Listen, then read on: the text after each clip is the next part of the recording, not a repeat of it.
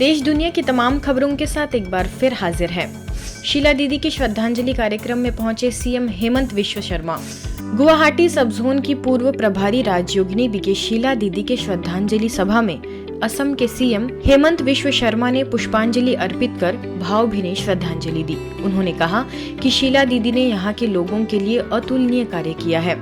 उनके मानव समाज के लिए किए गए कार्यों को हमेशा याद किया जाएगा। मैं उन्हें अपनी श्रद्धांजलि अर्पित करता हूँ। इस दौरान ब्रह्मा कुमारी संस्था के कार्यकारी सचिव बीके मृत्युंजय भाई, नॉर्थ ईस्ट तथा बांग्लादेश की sub zone incharge BK Jonali, DNP limited के चेयरमैन डॉक्टर विजय कुमार गुप्ता, सांसद विजुली कलिता मेधी, पूर्व सांसद अरुण कुमार शर्मा, बीके शिविका, बीके मौसमी समेत कई लोगों ने अपनी भावनाएं व्यक्त करते हुए पुष्पांजलि दी।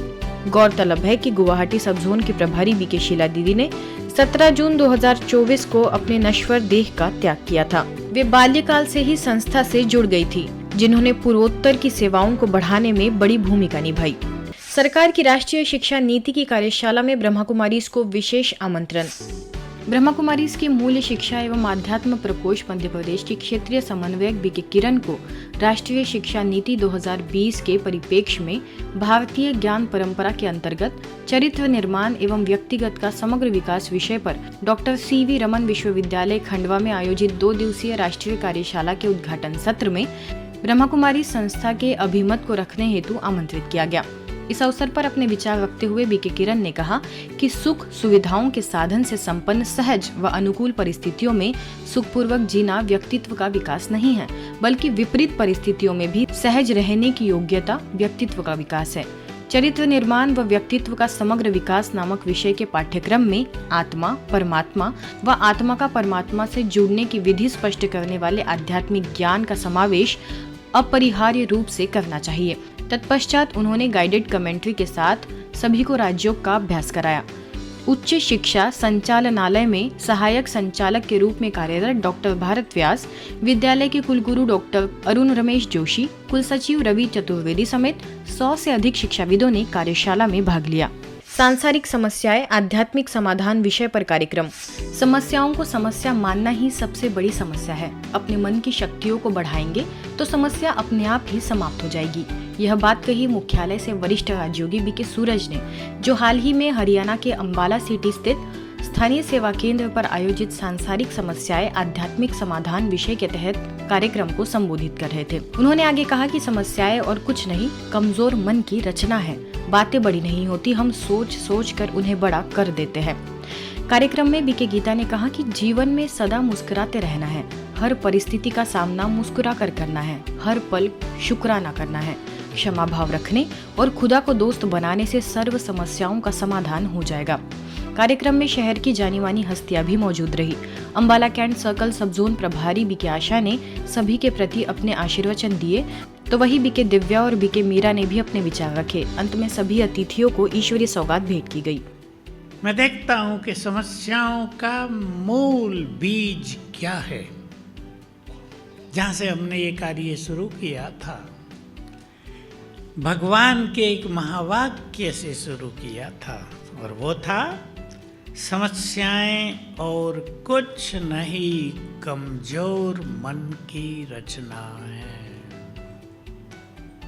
तो मुझे विचार हुआ, अगर एक कमजोर मन समस्याओं का निर्माण करता है तो शक्तिशाली मन उन्हें नष्ट भी तो करेगा। हमें अपने जीवन में विशेष तौर पर जो वर्तमान समय हम देख रहे हैं, अभी चुनौतियों का युग है ये, या यूं कहे कि समस्याओं का युग चल रहा है। यहाँ कोई भी व्यक्ति ऐसा नहीं जो अछूता हो चुनौतियों से या समस्याओं से।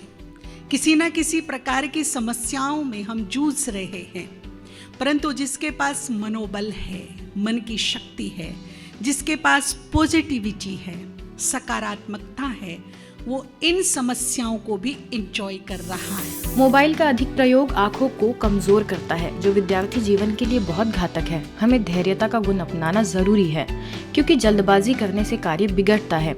चाहे जीवन में चाहे मोबाइल चलाने में जागरूकता और सतर्कता हो तो साइबर फ्रॉड से बचा जा सकता है। यह बातें बच्चों को जागरूक करते हुए छत्तीसगढ़ बिलासपुर के स्थानीय सेवा केंद्र से राजयोग शिक्षिका बीके प्रीति ने कही। उन्होंने विभिन्न तरीके से किए जा रहे साइबर फ्रॉड के तरीकों के बारे में जानकारी दे सतर्कता अपनाने को कहा। थाना प्रभारी अविनाश पासवान द्वारा 1 जुलाई से लागू हुए नवीन कानून न्याय संहिता के बिंदुओं पर भी प्रकाश डाला गया तथा शिक्षक व विद्यार्थियों के सवालों का जवाब दिया गया। 1 जुलाई 2024 से नवीन कानून प्रतिस्थापित हुआ है पूरे भारतवर्ष के लिए। पूर्व में अंग्रेजों द्वारा कानून लागू किया गया था, हम लागू नहीं किया गया था या हमारे भारतीयों पर थोपा गया था।